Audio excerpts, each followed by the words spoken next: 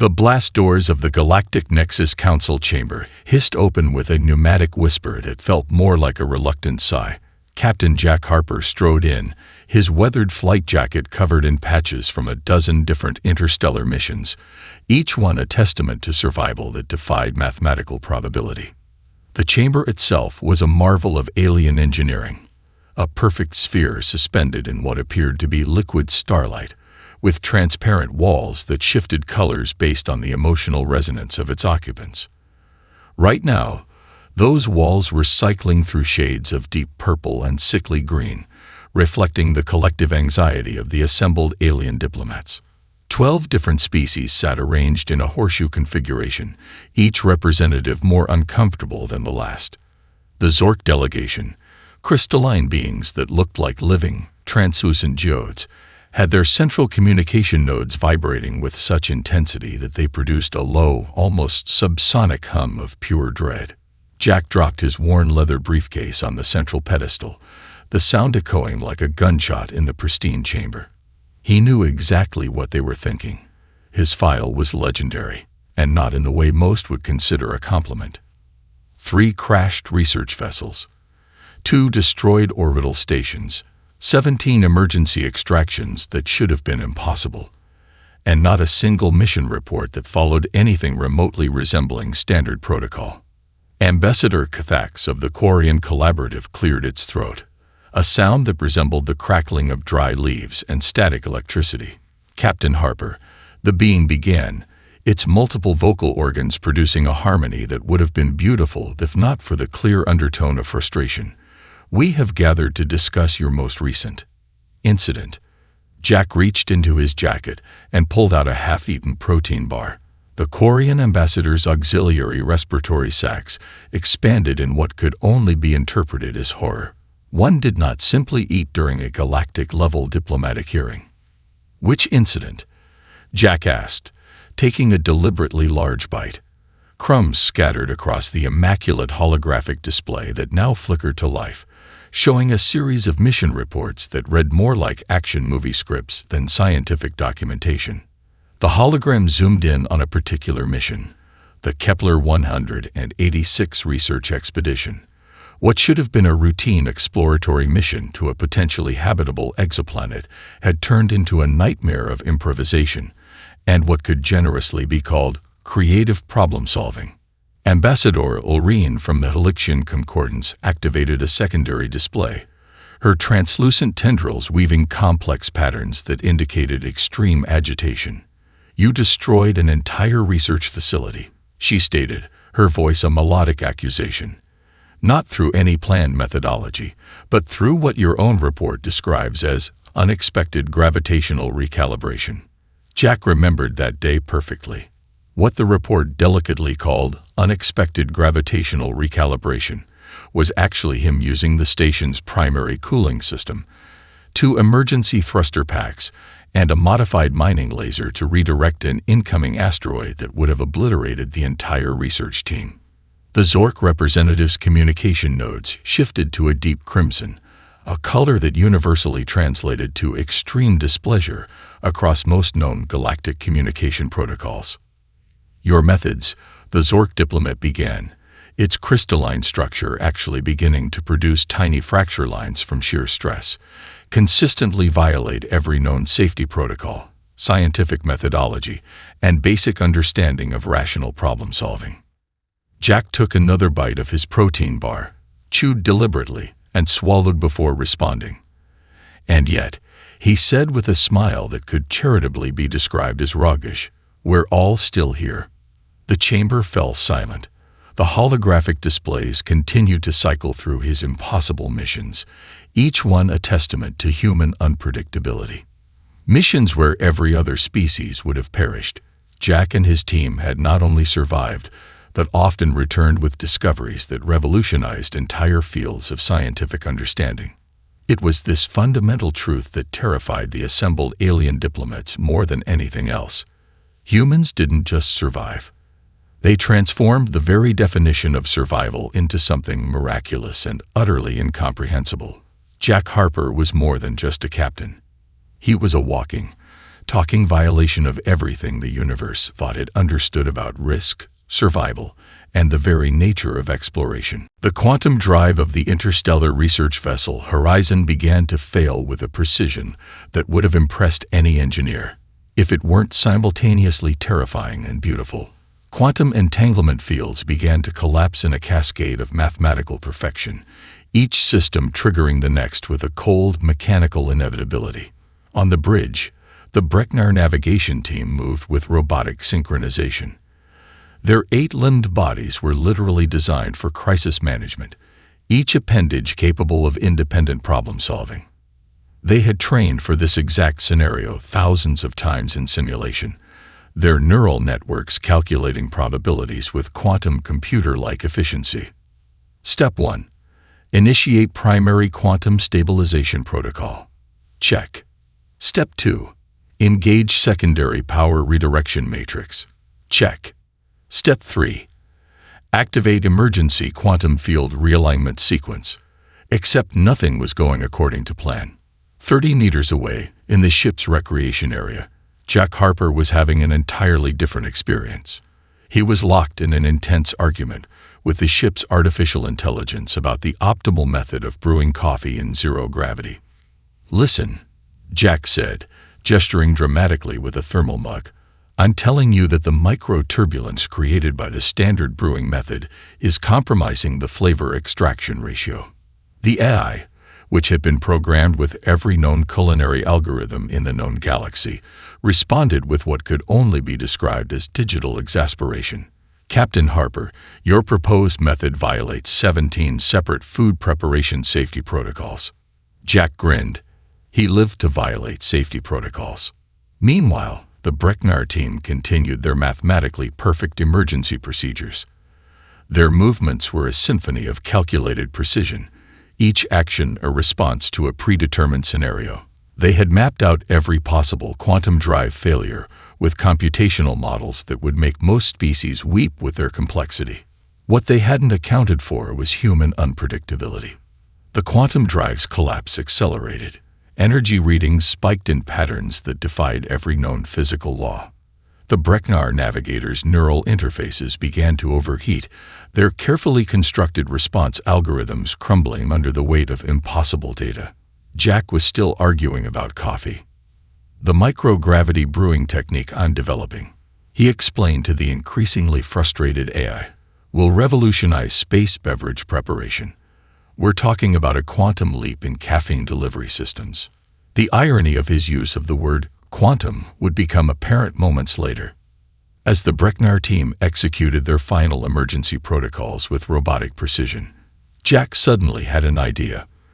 The mobile game he'd been playing, a complex strategy simulation that most species considered an incomprehensible human entertainment, might just have a solution. He pulled out the handheld gaming device, its processing chip far more advanced than most realized. Humans had a habit of building incredible technology into things other species would dismiss as trivial. The ship shuddered. Quantum fields began to tear reality itself at the molecular level. The Brecknar navigation team continued their procedures, unaware that they were already effectively dead. Their perfect, mathematically precise approach would ensure their complete destruction in approximately 37 seconds. Jack Harper, on the other hand, was busy. He pulled the gaming console apart with the practiced ease of someone who had spent more time fixing things than following instructions. The processing chip came out. So did the device's power cell. A quick glance at his coffee maker, a device that had no business being on an interstellar research vessel, provided the heating element.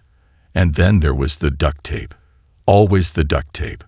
On the bridge, holographic warning systems screamed in a dozen different alien languages.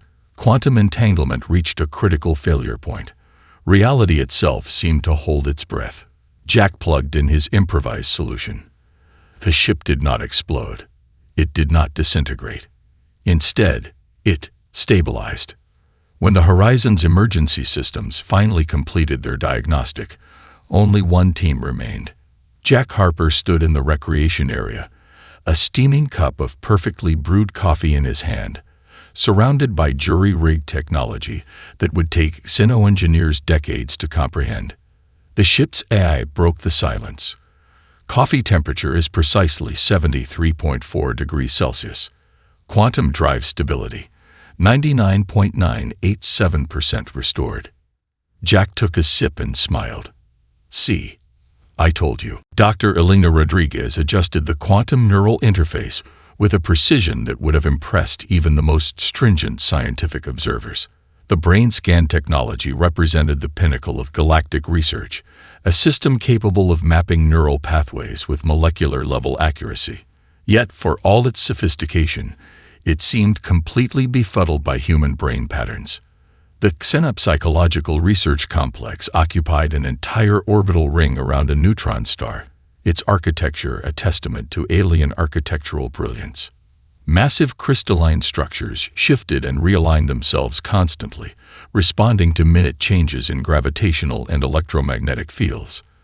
12 different species contributed to this ultimate investigation into human cognitive processes.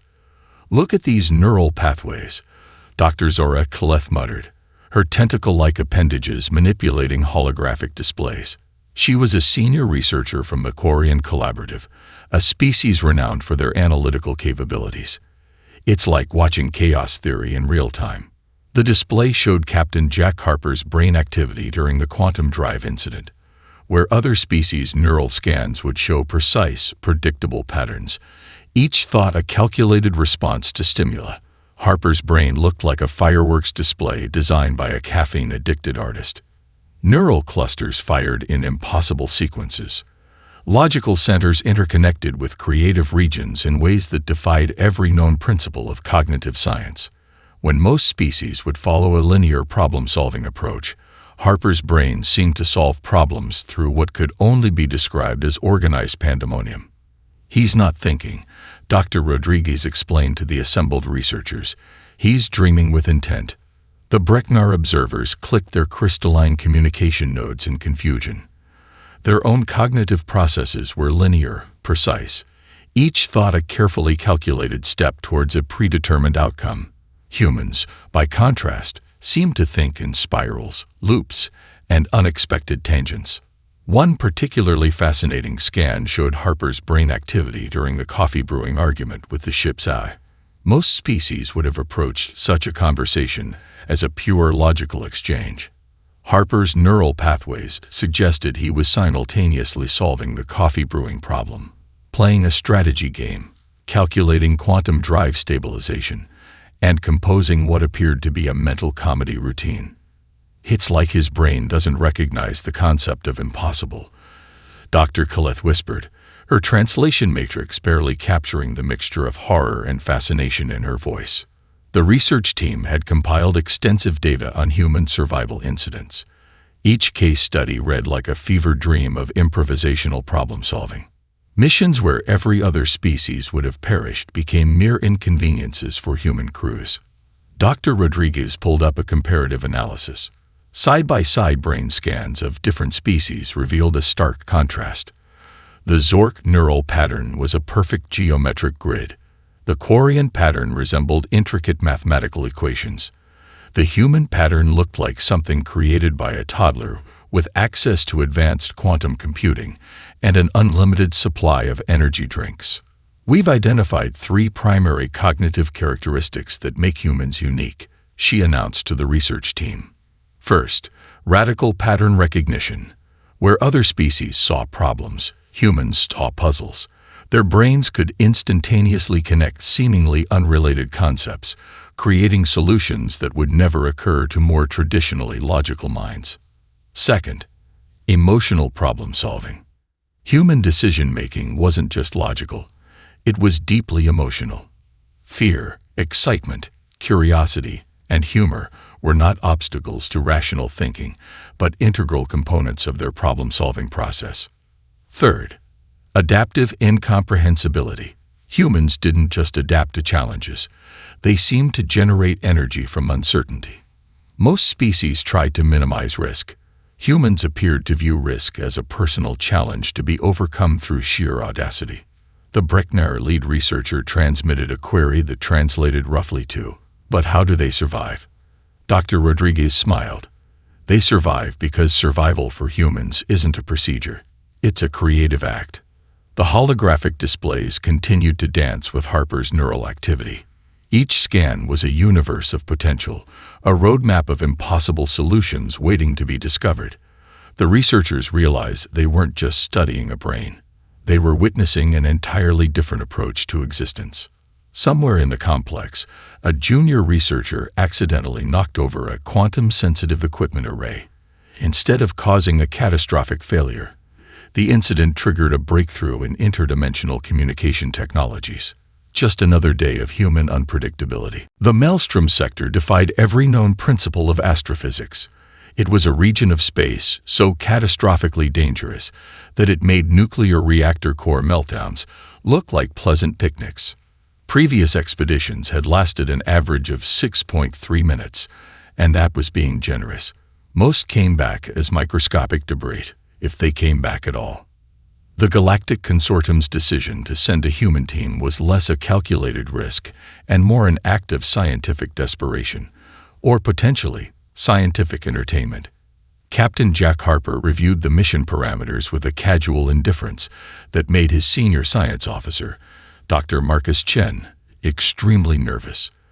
The briefing room was a marvel of holographic technology, with star charts and radiation maps dancing around them in three-dimensional splendor.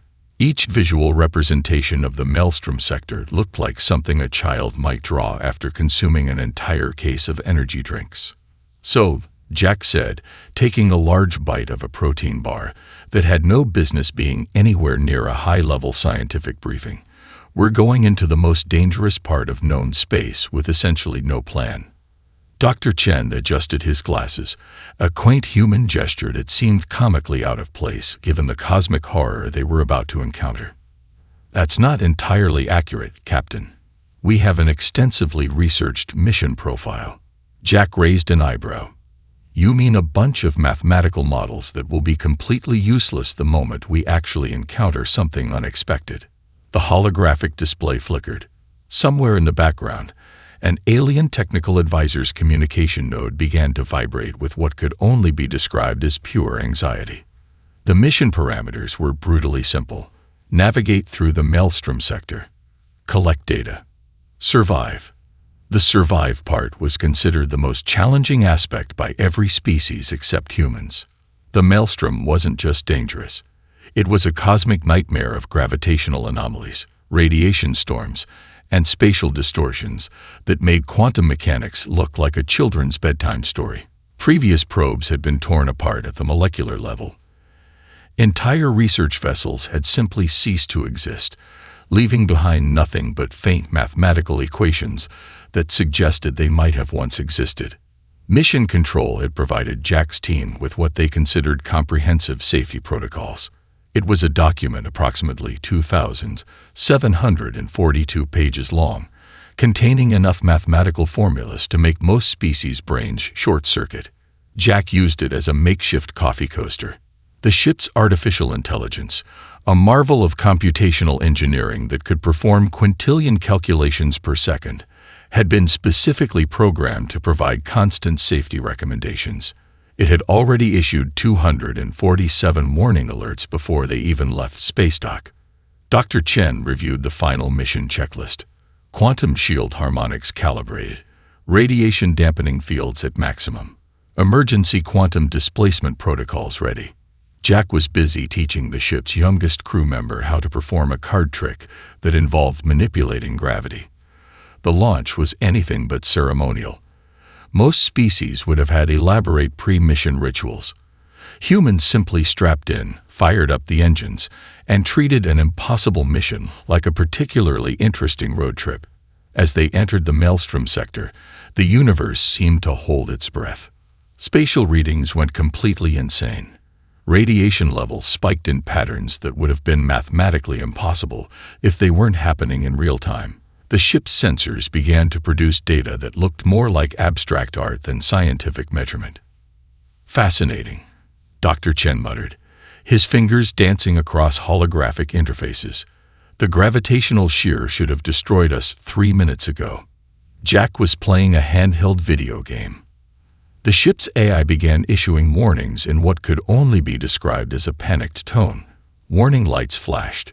Alien-designed emergency systems began to trigger in cascading sequences of pure mathematical terror. And then something extraordinary happened.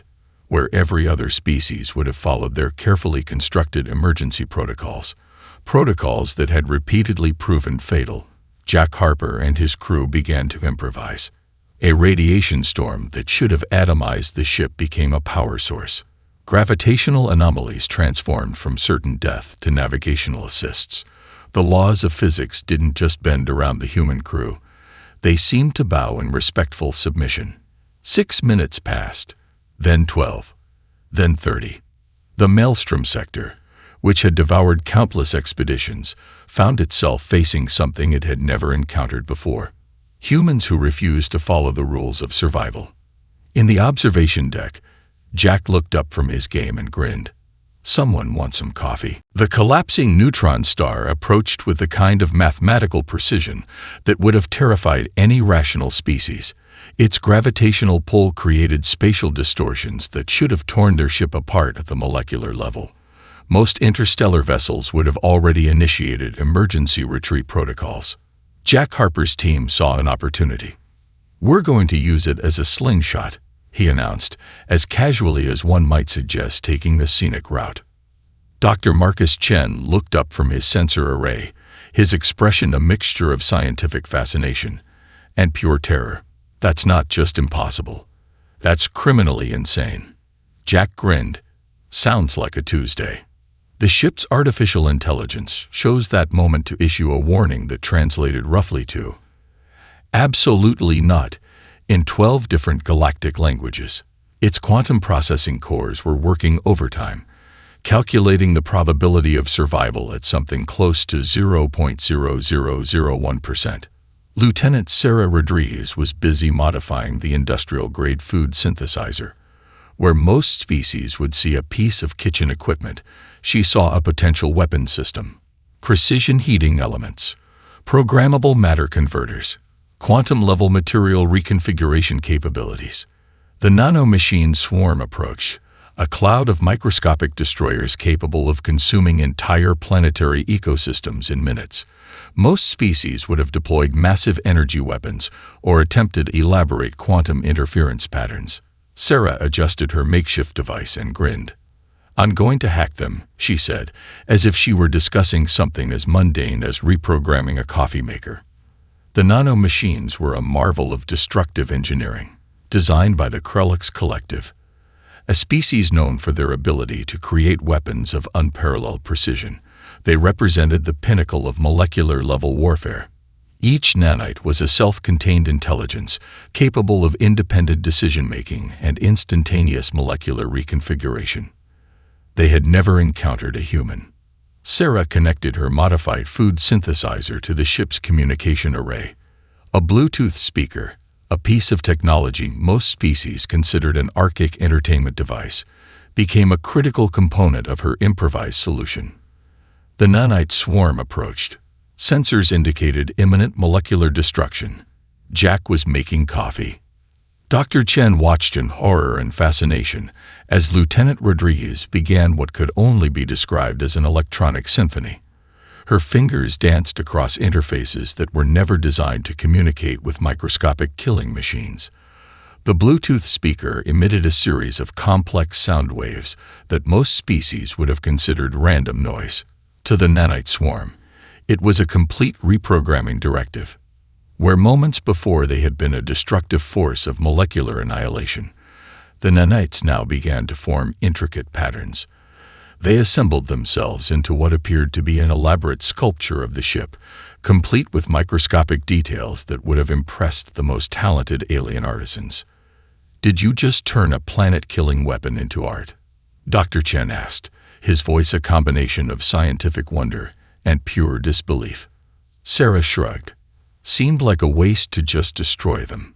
The collapsed neutron star's gravitational field provided the perfect gravitational assist. Most navigation teams would have calculated precise approach vectors for weeks. Jack treated it like a particularly interesting roller coaster. "Hang on," he called out, more like a carnival ride operator than a starship captain. This might get bumpy. The ship surfed the gravitational wave with a grace that defied every known principle of astrophysics. Spatial distortions that should have crushed them became thrust vectors. Radiation storms transformed into power sources. In the recreation area, someone was still playing a video game. The ship's AI had long since given up on issuing warnings. Its computational models simply could not process the level of organized chaos that was human problem-solving. As they emerged from the neutron star's gravitational field, Dr. Chen completed his initial sensor sweep.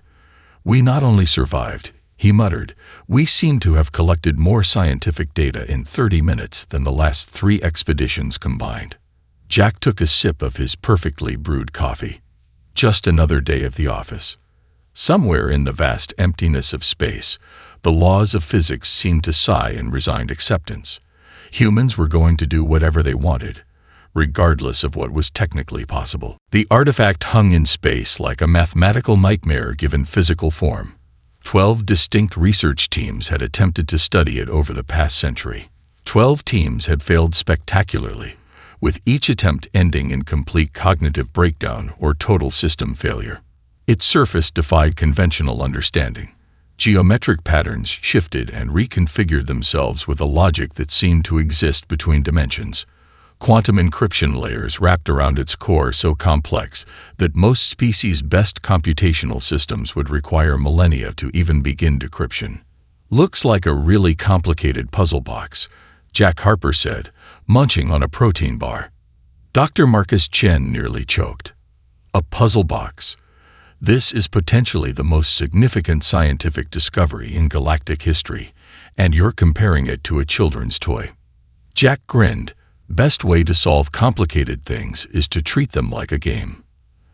The ship's scientific database had compiled an exhaustive report on previous attempts to study the artifact. Each approach had been meticulously planned. Trillion-credit research vessels equipped with the most advanced scanning technologies had thrown themselves at the problem with mathematical precision. Their failure was absolute. The Krelix research team had used quantum-level computational arrays that could simulate entire galactic evolutionary patterns. They developed algorithms so complex that most species would consider them pure genius. Their approach lasted exactly 72 hours before their entire research team experienced a comprehensive neural shutdown. The Zork Collective deployed molecular-level disassembly probes, each designed to analyze matter at the most fundamental quantum level. Their approach was surgical, precise, absolutely logical. The probes simply stopped functioning, their systems overwhelmed by the artifact's internal complexity. Lieutenant Sarah Rodriguez pulled out something that looked suspiciously like a modified game controller. "What exactly are you planning?" Dr. Chen asked, his voice a mixture of scientific curiosity and pure terror. "To play," she responded. "Most species approach scientific challenges like mathematical equations. Humans approach them like elaborate escape rooms." Jack positioned himself next to the holographic display, his posture suggesting he was about to start a particularly interesting video game, rather than investigate a cosmic mystery that had defeated the galaxy's most advanced research teams. The artifact's surface began to respond to their approach. Geometric patterns shifted. Quantum encryption layers began to dance and reconfigure. Where previous teams had seen impenetrable complexity, the human crew saw a challenge. Sarah's modified game controller became an unlikely research tool. She began to interact with the artifact's surface like she was playing a particularly complex strategy game. Her fingers moved with a combination of intuitive leaps and calculated precision that would have been impossible to program. The ship's artificial intelligence began to issue warnings. Computational models suggested their approach had a 97% chance of complete failure. Jack wasn't listening. Geometric patterns that had remained static for centuries began to shift. Quantum encryption layers started to unravel, not through brute force computational power, but through an approach that seemed more like creative interpretation than scientific analysis. "It's responding to us," Dr. Chen muttered in disbelief. Not to our technology. To us. Humans didn't just solve problems. They engaged with them. The artifact's core began to reveal itself.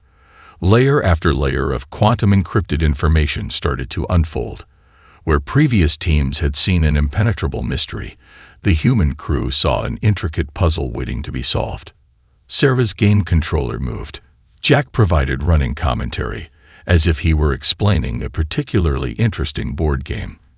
Dr. Chen's scientific instruments recorded data that would revolutionize understanding of quantum mechanics, dimensional interfaces, and the very nature of information itself. 12 minutes into their investigation, they had accomplished what 12 previous research teams had failed to do over several decades. They were playing with the most complex scientific artifact in known space. And they were winning.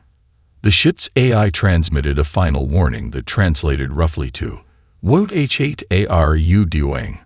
across multiple communication bands. Jack looked up and winked.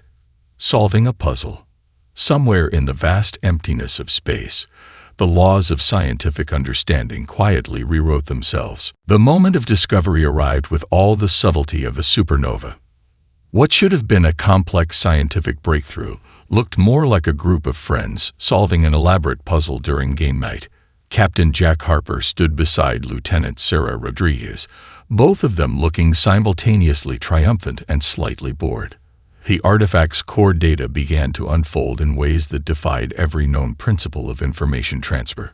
Quantum entanglement patterns that had stumped the galaxy's most advanced research teams for centuries now revealed themselves with almost casual ease.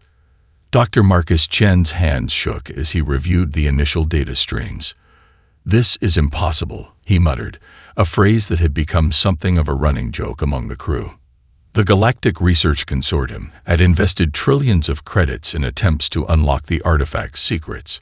Entire research stations had been dedicated to studying its quantum encryption. Computational arrays the size of small moons had been constructed to crack its code. Humans solved it with a modified game controller and an industrial coffee maker. "We've essentially discovered a new form of faster-than-light communication," Sarah explained, her tone suggesting she might as well have been discussing her weekend plans. "The encryption method isn't just a code. It's a living, adaptive information network. The data revealed technologies that would revolutionize every aspect of galactic civilization. Quantum communication protocols that made current systems look like primitive smoke signals. Energy generation methods that could power entire star systems with less effort than humans expended making breakfast." Jack was making breakfast. The ship's artificial intelligence had long since given up on issuing warnings. Its computational models had been thoroughly demolished by human unpredictability. Where most AIs would have generated extensive reports and safety protocols, this one had taken to making sarcastic comments. "Congratulations," it announced. "You've done the impossible. Again." The artifact's core began to project holographic representations that danced between dimensions. Most species would have approached this with scientific solemnity. The human crew treated it like an interactive museum exhibit. "Look at this," Dr. Chen said, pointing to a particularly complex quantum entanglement pattern. "This could rewrite our understanding of space-time itself." Jack reached out and touched the holographic display. Where any other species would have approached with extreme caution, he interacted with it like someone adjusting a temperamental television set. The hologram responded. Quantum information began to flow in patterns that defied mathematical prediction. Each interaction revealed layers of technological understanding so advanced that they made current galactic technology look like stone tools. Lieutenant Rodriguez discovered that the artifact responded best to what she called intuitive interaction. Scientific precision meant nothing. Creative engagement meant everything. "It's not a piece of technology," she explained to the increasingly bewildered research team. "It's more like a conversation." Previous research teams had approached the artifact with computational arrays that could simulate entire galactic evolutionary patterns. They had developed algorithms so complex that most species would consider them pure genius. The human team used curiosity, creativity, and what could only be described as playful determination. The Galactic Research Consortium would later describe the discovery in dry technical language. Peer-reviewed journals would be filled with mathematical equations and complex diagrams. But the true story was far more simple. A group of humans played with something no one else could understand, and won. The artifact's data revealed technologies that could transform every aspect of galactic civilization. Energy generation methods that could power entire star systems with less computational effort than humans expended making their morning coffee. Communication protocols that made current systems look like primitive smoke signals. Jack finished making his coffee. So, he said, looking at the holographic displays that were rewriting scientific understanding, "Who wants breakfast?" Dr. Chen looked at the most significant scientific discovery in galactic history. He looked at Captain Harper. He sighed. "Do you have any bacon?" The ship's AI transmitted a message across multiple communication bands. It translated roughly to a combination of scientific excitement and pure, unadulterated exasperation. Somewhere in the vast emptiness of space, the laws of scientific understanding quietly rearranged themselves. Again, humans had entered the chat. The Interstellar Exploration Consortium had seen many changes throughout its millennia-long history. Entire civilizations had risen and fallen. Technological revolutions had reshaped galactic understanding. But nothing, absolutely nothing, had prepared them for the human solution. The central chamber of the consortium was a marvel of alien architectural brilliance. Suspended in a quantum-stabilized field, the room could simultaneously exist in multiple dimensional states. Holographic representations of 12 different species flickered in and out of existence, their collective consciousness focused on a single point of discussion. Captain Jack Harper stood at the center, looking distinctly uncomfortable in a formal uniform that seemed to resist his natural state of organized chaos. "We've reviewed your mission report," began Ambassador Thax of the Quarian Collaborative, its crystalline communication nodes vibrating with a frequency that suggested pure, concentrated anxiety. Jack took a bite of a protein bar. In the most formal diplomatic gathering in galactic history, he was eating a snack. The mission report was unlike anything the consortium had ever seen. Where previous expedition documents ran thousands of pages of mathematical calculations and precise scientific notations, Jack's report looked more like a combination of a travel log, a game strategy guide, and a series of increasingly improbable anecdotes. Dr. Marcus Chen stood slightly behind Jack, his scientific credentials providing a veneer of respectability to what was essentially a document that defied every known principle of official reporting. "Let me summarize," Ambassador Ulrine from the Halixian Concordance said, her translucent tendrils weaving complex patterns of diplomatic tension.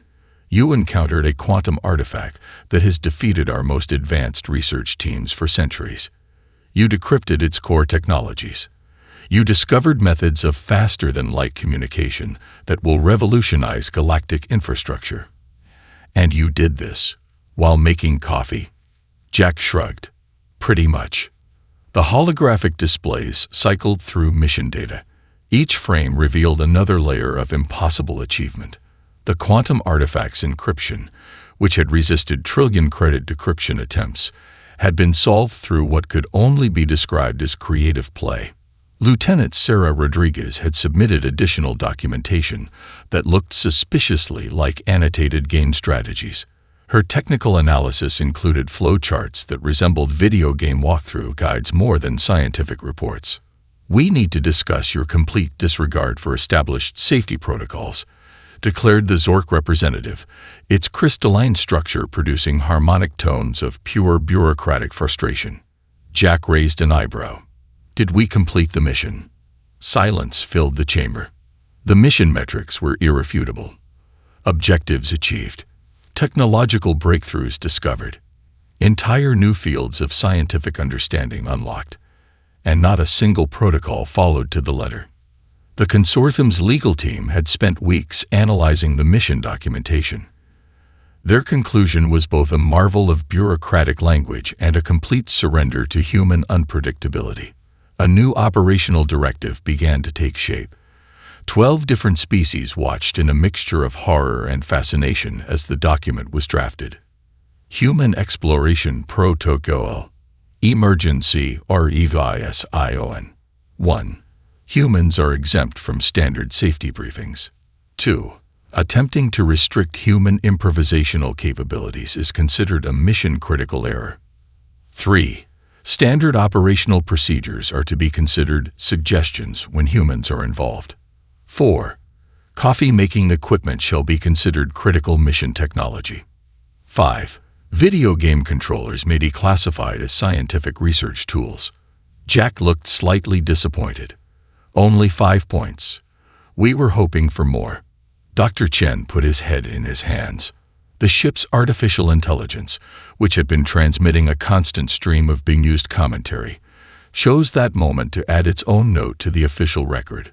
Its message translated roughly to, "I tried to warn everyone," multiple times. Ambassador Cathax's communication nodes began to produce a sound that, in any other context, would have been considered a laugh. "We are officially modifying all exploration protocols," the ambassador announced. Effective immediately. The holographic displays began to update. Thousands of years of carefully constructed scientific and exploratory guidelines rewrote themselves in real time. Jack finished his protein bar. "So," he said, "does this mean we get to skip the next safety briefing?" Somewhere in the vast complexity of galactic bureaucracy, the rules of exploration quietly rearranged themselves. Again, humans had, once more, entered the chat.